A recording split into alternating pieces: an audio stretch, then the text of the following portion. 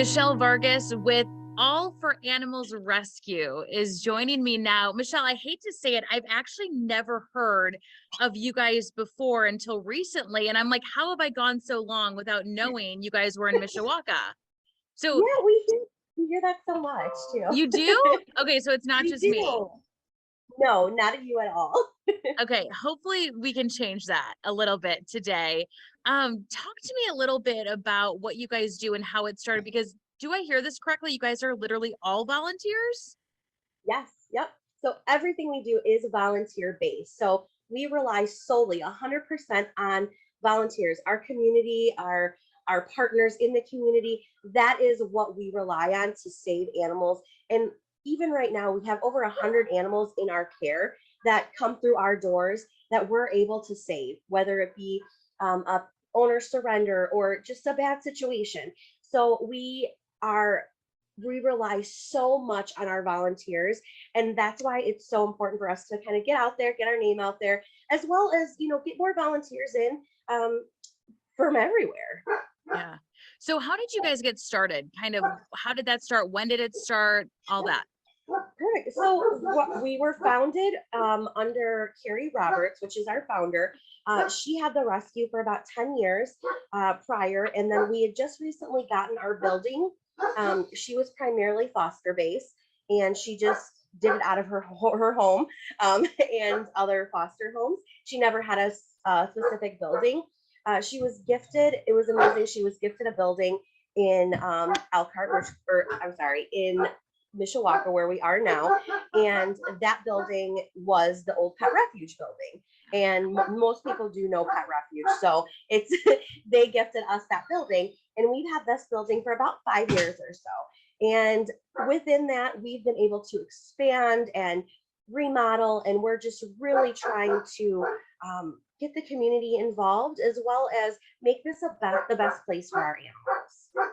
Yeah. So tell me a little bit about animals you guys take in, kind of what that looks like a little bit. And I guess I'm getting to, people always bring up this question, what happens once the animals are kind of dropped off? And then there's this question of, oh my gosh, is it a kill shelter? Is it not a kill shelter? So talk to me a little bit about that and the operations from day to day with you guys. Yeah, so we have a surrender form that you go onto our website for.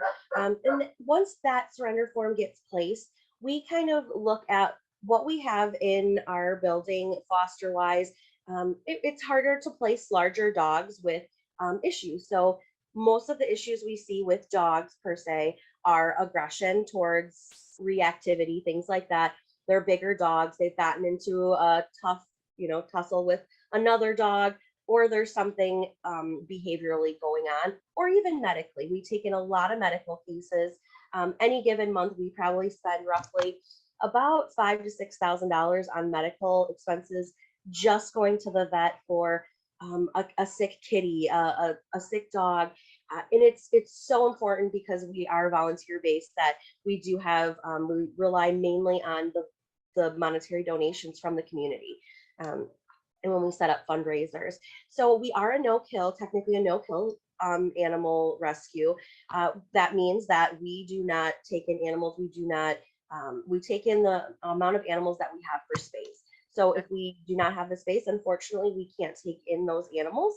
And then we do reference to the Humane Society and other rescues in our area. The Humane Society is an amazing partner with us as well, and we support our entire community of animal rescues, because we're all one big happy family. So it's very important for us to really rely a lot on them before we take in a stray. They always have to go to the Humane Society first, and then what we do is we pull those animals from the Humane Society into our care once they have been most of the time vetted there, as well as they've taken a documentation of the animal, what they looked like. They give the owner time to find them at their particular animal shelter. So it's very important that we keep that relationship with all of our humane societies and everything, because they're such a vital part of our community as well. Oh, and it's so great. So dogs, cats, do you guys take in other animals too? Oh yeah, we've had the occasional fish. We've had Oh, ferrets. We've had rats. We've had mice. Honestly, everything Everything. aside from like wildlife and things like that. But so we take in, if an animal needs a home, we definitely try and be there for it. So we're all for the animals.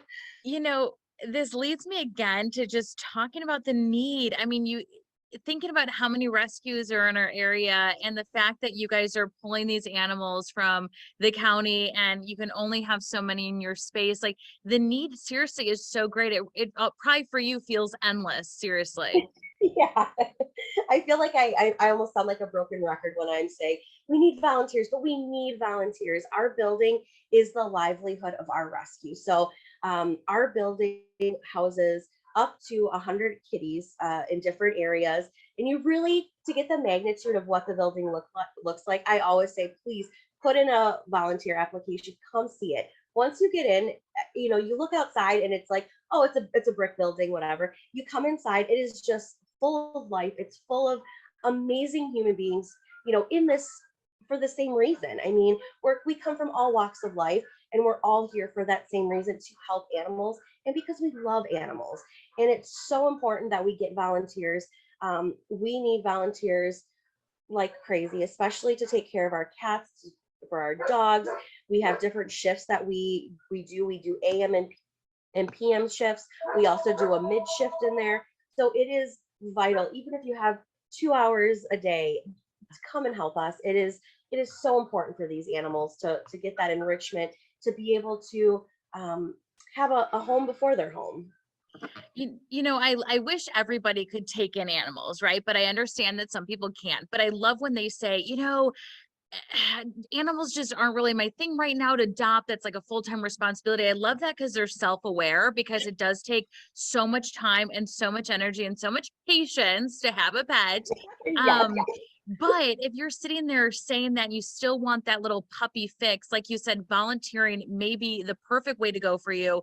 What are some different things people would do? Because initially I think, okay, cleaning kind of kennels or taking animals for walks, but I'm sure there's just so much more than that too. Yeah, so there's so many different enrichment ideas that we would love to implement into our rescue. We just don't have the people to implement those. So whether they're little enrichment boxes, or you take a dog that is, just a little bit more anxious, and you take that dog into one of our separate areas and just play with them. It's that one-on-one connection, just so we get to know them a little bit better. Yeah. There's also events. We do a lot of events, and now with COVID restrictions being kind of taken about, Yeah. we are doing a lot more events. So even if you can't do one day a week, there's so many other opportunities, whether it is coming in and helping us organize cat food, or coming in and helping us clean. It's a big building, we always Yeah. need help.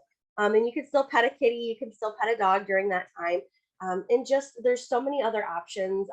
We've got our events coordinators, we have media. There's just the opportunities are endless. If someone has a specific task that they want to do, I'm sure we could find a place for them.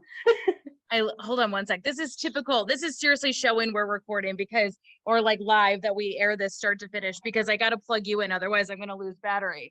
This is like typical. I see the light go It's the dark. start I'm of like, our oh, day. I'm like, don't die on me.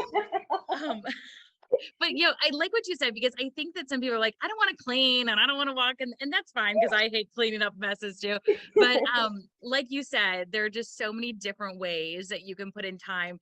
Just at least apply, just get through that door and see what you guys are all about, because you can get that cute little puppy or cat fix, or maybe you like fish, like you said, maybe there'll be a fish Yeah. in there for you to check out. We have plants that need watering too. So if you they're perfect, you can take care of them.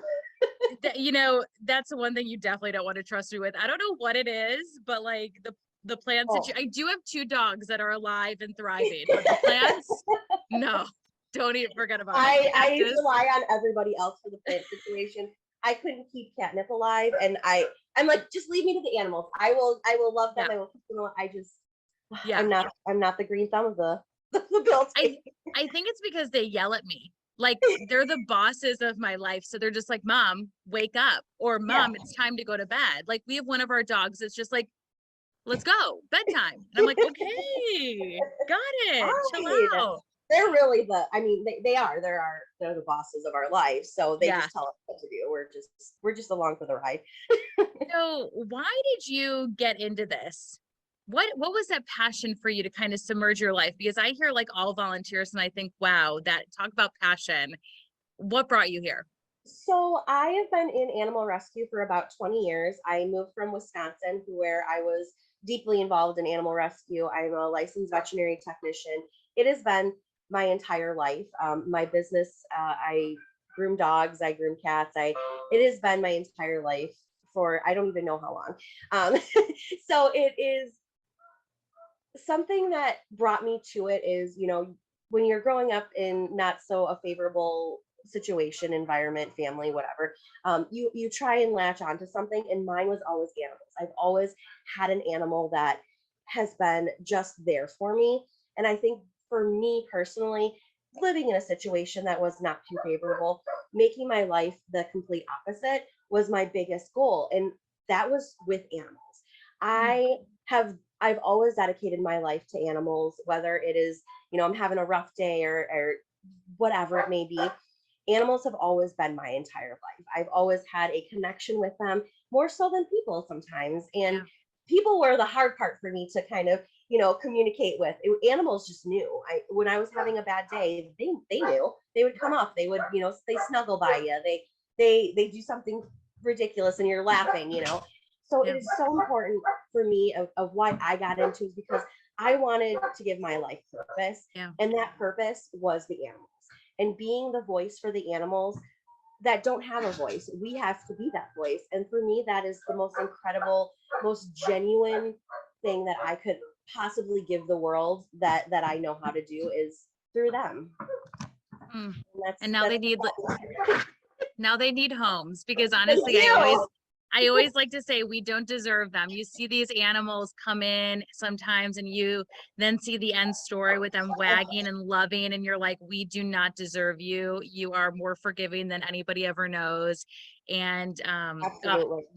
We so learn oh, go so ahead. much Sorry. from I'm so sorry. I didn't mean to cut Oh, you you're off. good. No, you're good. We learn so much empathy and trust from our animals that is just it's phenomenal what we can as humans can learn from animals. So and I think that we learn that here every day. I mean, I've been in this industry for 25 years and every day I'm learning something new and anyone can get involved and do it. And that's what I love about animal rescues, that anyone can do it and you can always be involved in our family here. I love that. All right. So volunteers, volunteers, volunteers. Yeah. What else do you need? How else can I help you here?